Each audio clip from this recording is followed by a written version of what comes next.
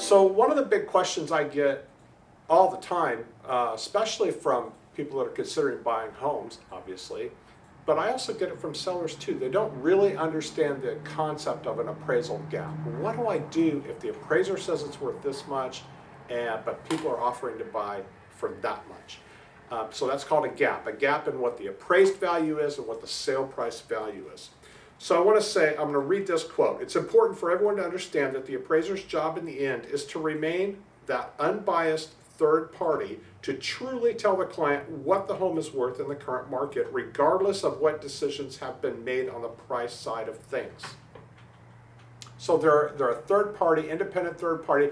They don't have any emotions. They're just, straight numbers. But here's the problem with the appraised value. And when you think, oh, I'm not going to pay more than that property is worth, here's the gap in your logic.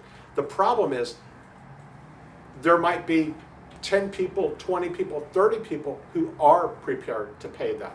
So an appraiser has to look for comparable sales that go backwards. Well, when the market's going up, all these are going to be lower than what this price is going to be and what it's going to be next month. That's the reality. And appraisers don't factor that in very well. They may attribute some, but at the rates we're going up today, they're not. So it's very common for a house to sell for more than the appraised value. You hope you get it close.